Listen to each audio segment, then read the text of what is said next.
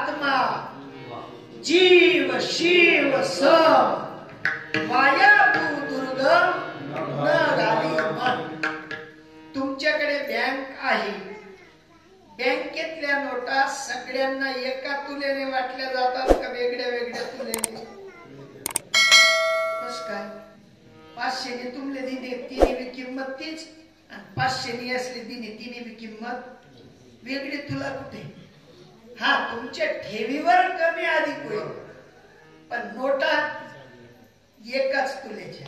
तसं माझा परमात्मा ज्यांनी जाणून घेतला त्यांना एक तुलेचा आहे पण ठेवीमुळे कमी अधिक भासतो. ही आमची अज्ञानता आहे.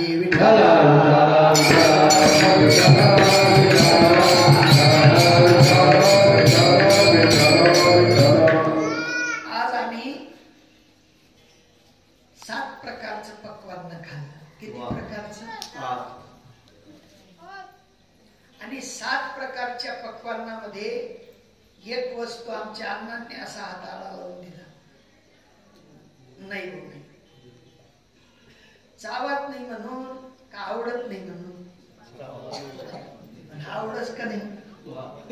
जे सुगर आहे तुम्ही साखर खा, पण तेच ना काही चावायला नाही म्हणून हात आळाला येतो.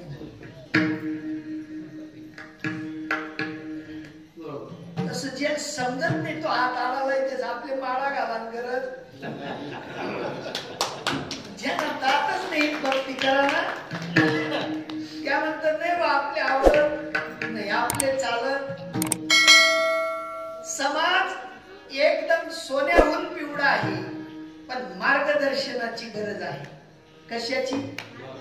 आता आम्ही येताना 4 ठिकाणी विचारलं अण्णाजी. देकुला विचारलं, आनवरेचा रस्ता म्हणे पुढे जा. कोणतं गाव? शिरसाई. शिरसाया बघलो म्हणता अनवर रस्ता म्हणे पुढे जा. असं खाली उतरसतो रस्ता शिरसाया माताडे गाव मान. बबलू दादा असे म्हणता हौशे. बबलू दादा म्हणे आपण विचारलो कितला ठिकाण महिना? 3 ठिकाणी होईल. ते ट्रॅक्टर वाले उभे होते त्यांना म्हणतो अनवर रस्ता म्हणे पुढे जा. शाळा बाजून असे त्या पोरे पैरा आणतात. पैरा आणतात का बघ पाहिजे ते काही माहित नाही. पैरा आणतात पण 2-4 पोरे होतात. म्हणतो भाऊ शिर्स आहे अनवर रस्ता म्हणे सरळ कतच टाकू तरी टाया बटणार नाही. आरडी मागू शिकवली म्हणतो आवाज तर ही राहणार मांडो काही दिकत नाही. तर ते मंदिर हा ते मंदिर. बबलू बाबा म्हणे हाय शिवर नंतर नाही हो एवढं गाव नाही. आनवर आपलं येईन आपलं येईन गाव दाखवायचं शिक्षण. तर तिथे एक बाबा होता. हा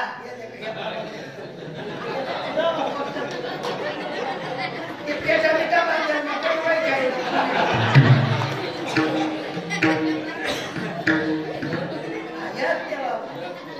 रस्ता सांगा का राहता का चुकाडती ना पिट्या मग आली ना. अहो सामान्य रस्ता दाखवणारा व्यक्ती निक्या बाबाने रस्ता दाखवतो. मग इथे उभं राहून निका रस्ता दाखवावा का अंदाजे आणावं?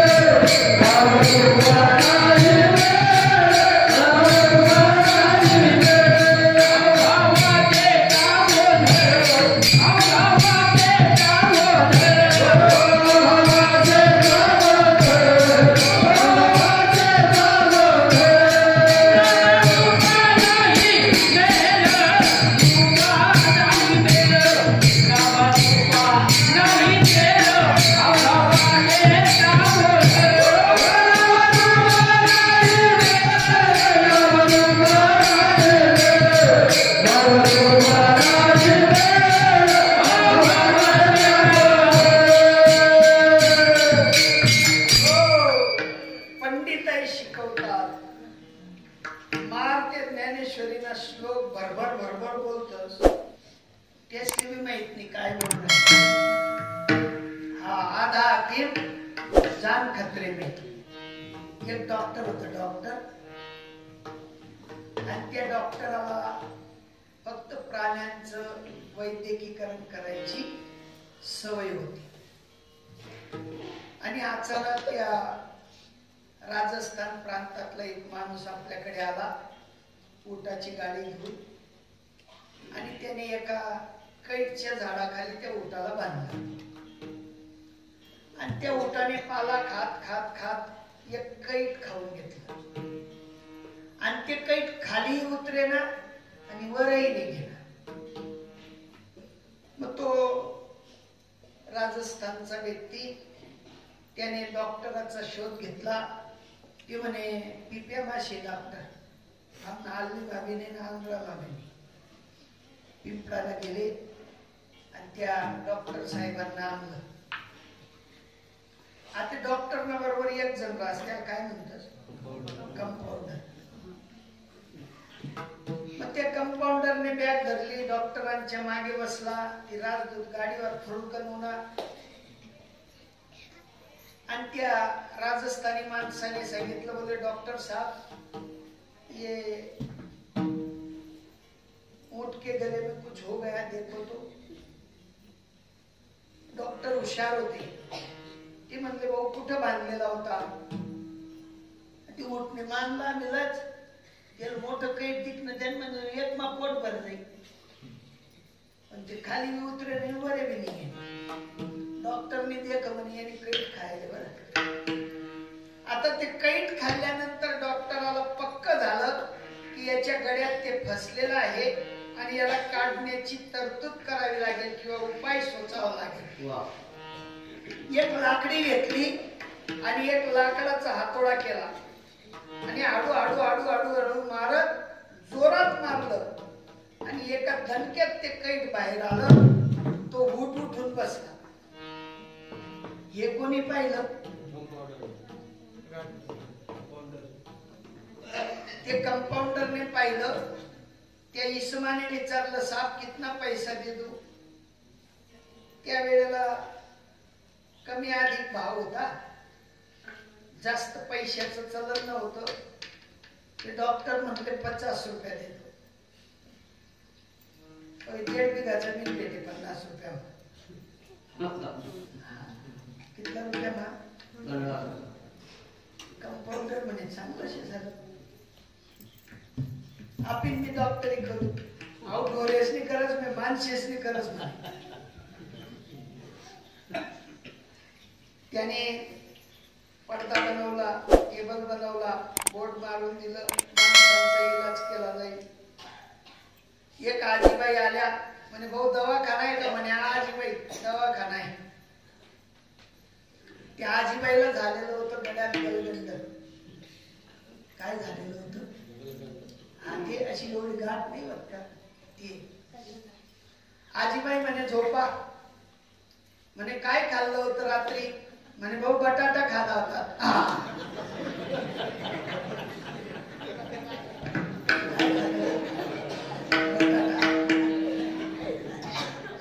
म्हणे उठना गया मा कैट फसेल होतं, आजीन गया मा बटाटा फसेल. म्हणे आजीबाई थोडी कै लागी सहन करच्यात. म्हणे भाऊ मला रोग जाईना ते मग मी ठीक तकलीफ सहन करसो. भाऊ घ्या एक फटका लाईना, एक लाकूडने हातोडी लाईना, धीरे धीरे धीरे मारा एक तनका. आजीबाईने राम बोलो भाई राम. आधा हकीम आता तो खरा डॉक्टर होता का? पण आजीने विश्वास करली ना. म्हणे भाऊ माळा टाकसू तुला गैस टाकसू नको का उद्धार व्हायला. आधा हकीम तो स्वतःही तरत नाही आणि इतरांनाही तरू देत नाही. अहो जो स्वतः तरत नसेल तो दुसऱ्याला तारेल. अजून एक गोष्ट सांगतो लक्षात घे. असं तापीला धरून वरती गेलं ना तर किनोद म्हणून गाव आहे. कोणतं आहे ना, या पाऊसला गावकडे जे वाटत. हा ते किनोदला लोक येत ना, आता पाय पाय तथा आणि वटारतून पाय पाय किनोद. त्या काही नाव वरबडतच नाहीत, कमी पाणी राहील. एक पानथस्त आला देवगाववरनं, सासरवाडी होती देवगावची. तो किनोद पोचला आणि म्हणे भाऊ मला तिकडच्या काठावर वटार जायचंय. ते पान लावणार बटेल होता, पान नागरला जायचं.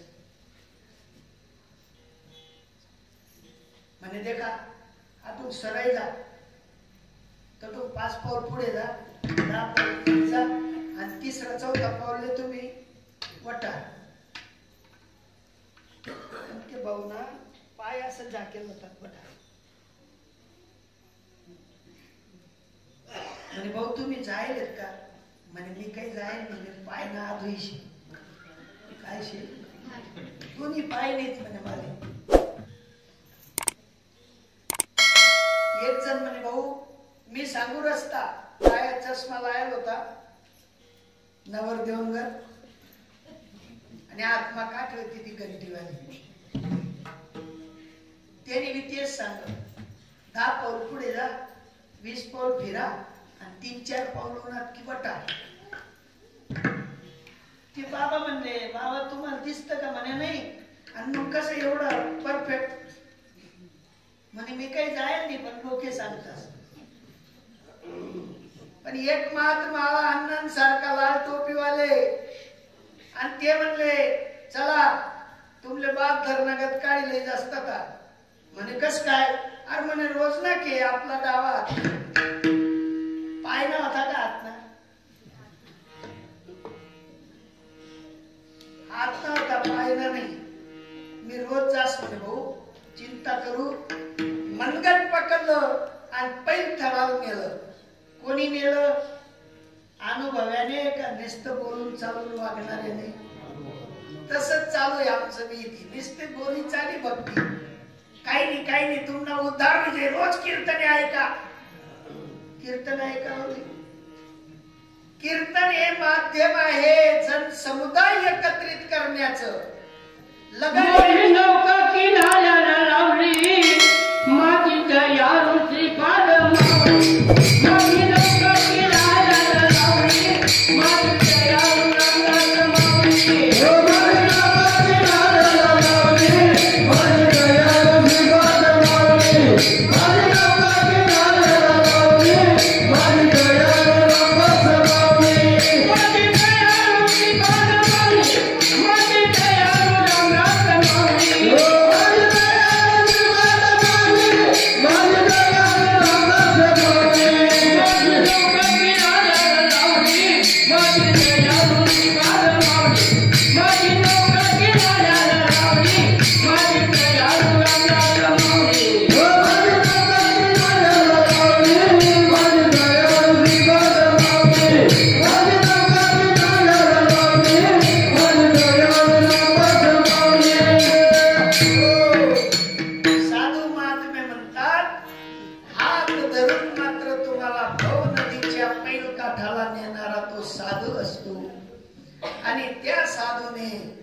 माझी नौका किनाऱ्याला लावली अशी दयाळू श्रीपाद माऊली.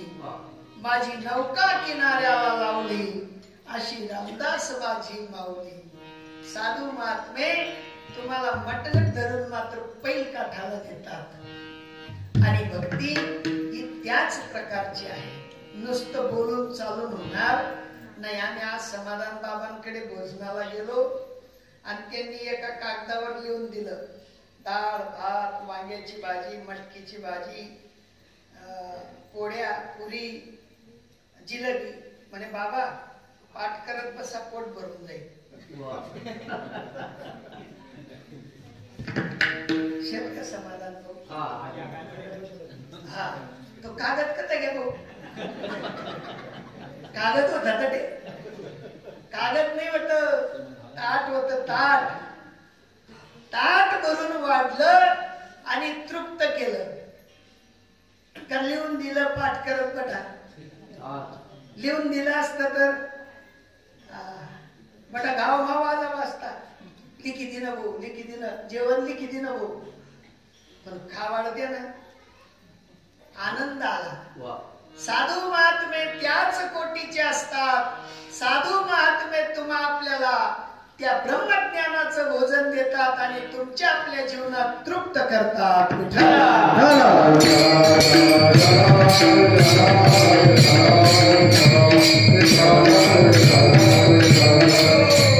काही मंडळी असं म्हणते अण्णाजी आम्ही काही खातत पेतत नाही आमनगर मग काही चालत. राम कुठे रोज बकऱ्या मारे राम बकऱ्या मारे कृष्ण बकऱ्या नाही मारे. उच्च कोटीचं सात्विक आहार घेणारा कुटुंब होतं रामांचं कृष्णांचं. तरी त्यांना सद्गुरूंकडे जावं लागलं. ज्ञानोबराय म्हणतात स्वतःचा परिचय करण्यासाठी सद्गुरूंकडे जावं लागेल. मी कोण आहे करावा विचार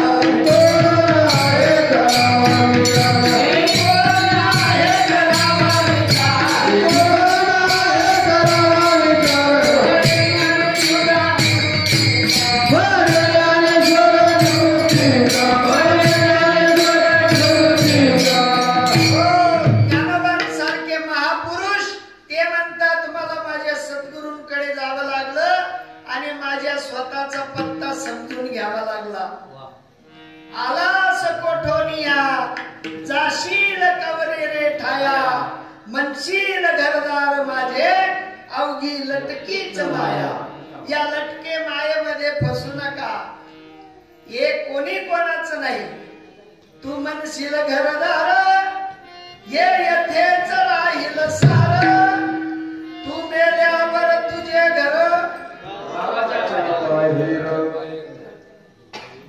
कुठे हा सांगे येता येता आपलं गाव म्हणताय.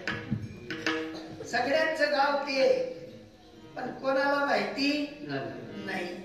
म्हणून सांगतो दादा घे घे घे हरिनाम घे माया सारी सोडून घे.